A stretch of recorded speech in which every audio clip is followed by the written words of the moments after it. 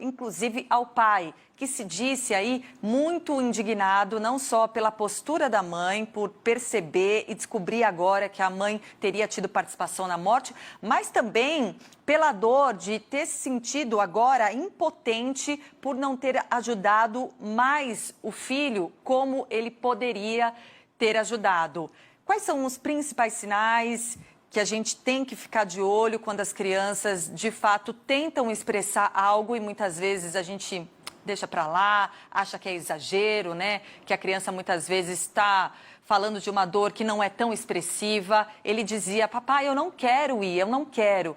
E o pai foi lá e deixou sem ter a menor ideia do risco que o filho estava sendo submetido.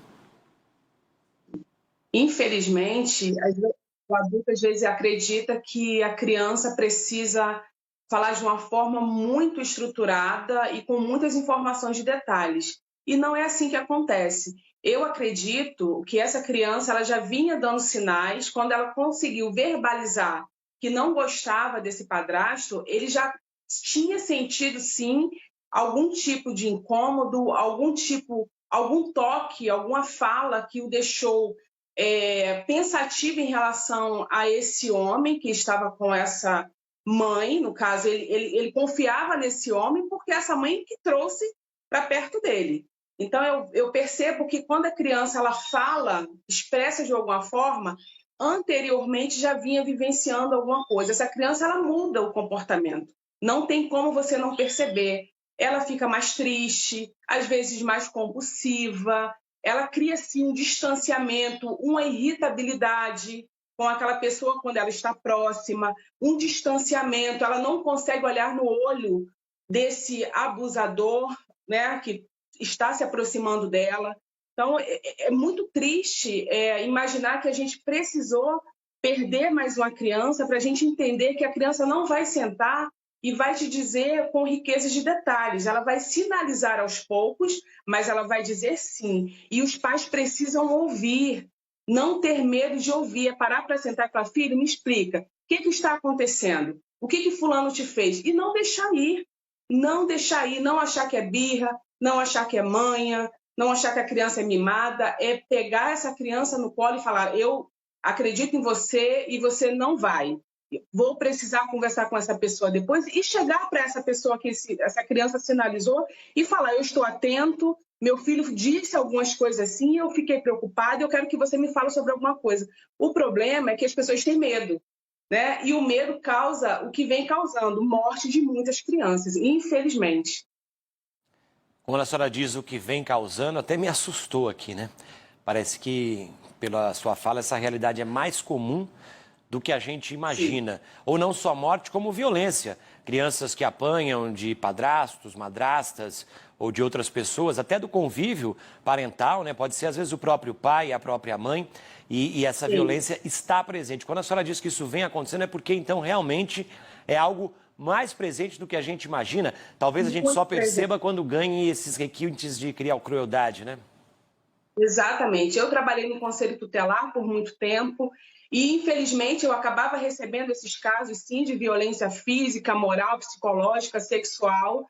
E eu percebia que essas crianças já vinham um tempo sinalizando para esses pais, ou para essa avó, ou para esse vizinho, e as pessoas acabam não querendo se meter, eu não quero, isso não é problema meu. Tem que se meter sim, tem que olhar sim, tem que denunciar sim, percebeu alguma coisa fora do comum, precisamos nos posicionarmos contra esses tipos de pessoas, a esses tipos de agressor, que são cruéis, infelizmente. Não é porque é mãe, não é porque é pai, avó, tio, que é uma pessoa legal. Se essa criança sinalizou, disse de alguma forma que não está bem, que não se sente bem com essa pessoa, respeite isso. Acolha essa criança, acolha esse medo, acolha essa fala, por mais que seja uma fala recortada, mas é uma fala, ela está querendo se expressar de alguma forma.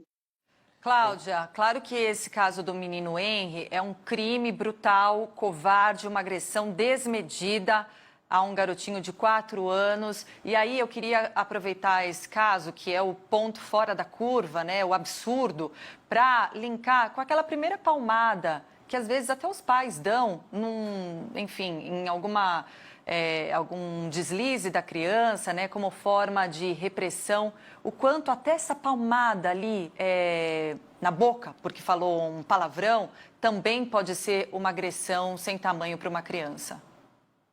Exatamente. Às vezes aquela palmada na boca é tentar silenciar o que a criança está querendo dizer de alguma forma, né? Às vezes a criança não gostou de uma atitude, a criança quer se expressar e ela é contida dessa forma, com a violência. Ao invés de pegar a criança, sentar com ela e conversar, às vezes alguns pais, por não ter nenhum controle emocional, elas acabam indo para o excesso, porque bater não é educar.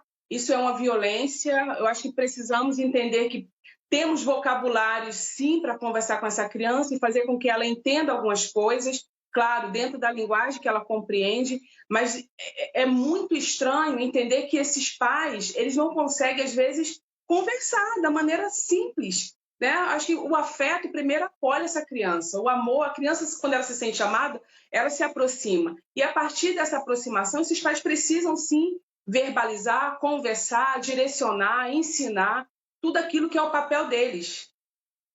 Eu acho que a Patrícia pegou um ponto crucial. A gente vai se despedir da senhora, porque temos uma cobertura especial hoje. Agradeço a sua participação aqui. E lembrar, né?